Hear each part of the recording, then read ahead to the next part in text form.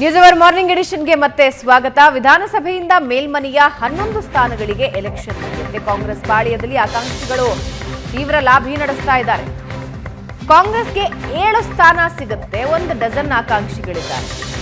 ಸಂಖ್ಯಾಬಲದ ಲೆಕ್ಕಾಚಾರದಲ್ಲಿ ಕಾಂಗ್ರೆಸ್ಗೆ 7 ಸ್ಥಾನ ಸಿಗುತ್ತೆ. ಸಿಎಂ ಸಿದ್ದರಾಮಯ್ಯ, ಡಿಸಿಎಂ ಡಿಕೆ ಶಿವಕುಮಾರ್ ಬೆನ್ನು ಬಿದ್ದಿದ್ದಾರೆ. ಆಕಾಂಕ್ಷಿಗಳು 7 ಸ್ಥಾನಗಳ ಪೈಕಿ 3 ಹೆಸರು ಬಹುತೇಕ ಫೈನಲ್ ಅಂತ ಹೇಳಲಾಗ್ತಾ ಇದೆ. ಬೋಸರಾಜು, ಕೆ ಗೋವಿಂದರಾಜು ಪುನರಾಯ್ಕೆ ಆಗೋದು ಖಚಿತ ಅಂತ ಹೇಳಲಾಗ್ತಾ ಇದೆ.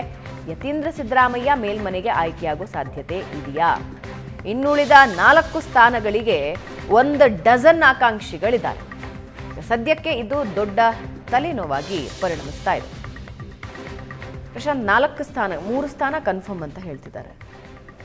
ಅಲ್ಲ, ಈಗ ಅಂದರೆ ಹೈಕಮಾಂಡ್ ಜೊತೆಗೂ ಕೂಡ ಚರ್ಚೆ ಆಗಬೇಕು. ಅದರಲ್ಲೂ ನನಗನ್ಸುತ್ತೆ ಖರ್ಗೆ ಸಿದ್ದರಾಮಯ್ಯನವರು ಮತ್ತು ಡಿ ಕೆ ಶಿವಕುಮಾರ್ ನಡುವೆ ಮುಖ್ಯವಾಗಿ ಚರ್ಚೆ ಆಗಬೇಕಾಗಿರ್ತಕ್ಕಂಥದ್ದು ಯಾರ್ಯಾರಿಗೆ ಕೊಡಬೇಕು ಅಂತ.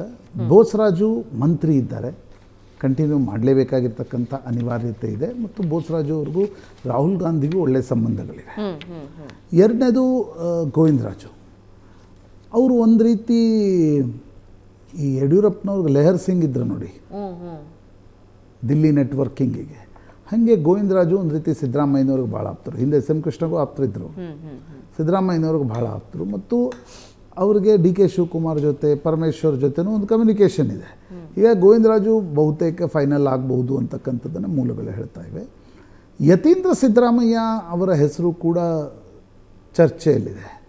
ಈಗ ಯತೀಂದ್ರ ಸಿದ್ದರಾಮಯ್ಯ ಮಾಡಬೇಕಂದ್ರೆ 2 ಸಂಗತಿಗಳು ಆಗಬೇಕು. ಒಂದು, ಹೈಕಮಾಂಡ್ ಒಪ್ಪಿಗೆ ಕೊಡಬೇಕು. ಅದೆಲ್ಲದಕ್ಕಿಂತ ಮುಖ್ಯವಾಗಿ ಸಿದ್ದರಾಮಯ್ಯನವ್ರ ಮನಸ್ಸಿನಲ್ಲಿ ಯತೀಂದ್ರ ಸಿದ್ದರಾಮಯ್ಯನವ್ರನ್ನ ಮಾಡಲೇಬೇಕು ಅಂತಿದ್ರೆ I think it will be done ಅಂತ ಅನ್ಸುತ್ತೆ at this point of time.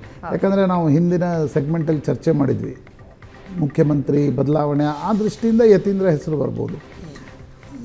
Govindaraju ಮತ್ತು ಯತೀಂದ್ರ ಎರಡೂ ಸಿದ್ದರಾಮಯ್ಯನವ್ರ ಹೆಸರಾಯಿತು. ಡಿ ಕೆ ಶಿವಕುಮಾರ್ ಹೆಸರು ಯಾವ್ಯಾವು?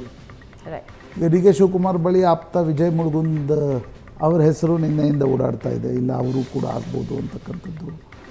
ಭಾಳ ಡಿ ಕೆ ಶಿವಕುಮಾರ್ ಜೊತೆ ಭಾಳ ಸುದೀರ್ಘವಾಗಿರ್ತಕ್ಕಂಥ ಜೊತೆಗಾರ. ಜೊತೆಗೆ ವಿನಯ್ ಕಾರ್ತಿಕ್ ಹೆಸರಿದೆ. ಇನ್ನೂ ಅನೇಕ ನಾನಾ ಹೆಸರುಗಳು ಓಡಾಡ್ತಾ ಇವೆ. ಈಗ ಲೋಕಸಭೆಯಲ್ಲಿ ಅಥವಾ ವಿಧಾನಸಭೆಯಲ್ಲಿ ಯಾರಿಗಾದರೂ ಪ್ರಾಮಿಸ್ ಮಾಡಿದ್ದವರಿಗೆ. ಬಟ್ ಜಾತಿವಾರು ಪ್ರಾತಿನಿಧ್ಯ ಮುಖ್ಯ ಅಂತ ನನಗನ್ಸುತ್ತೆ.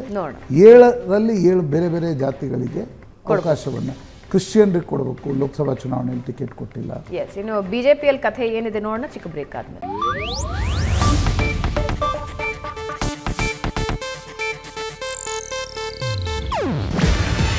ಇದು ಏಷ್ಯಾನೆಟ್ ನ್ಯೂಸ್ ನೆಟ್ವರ್ಕ್ ಪ್ರಸ್ತುತಿ.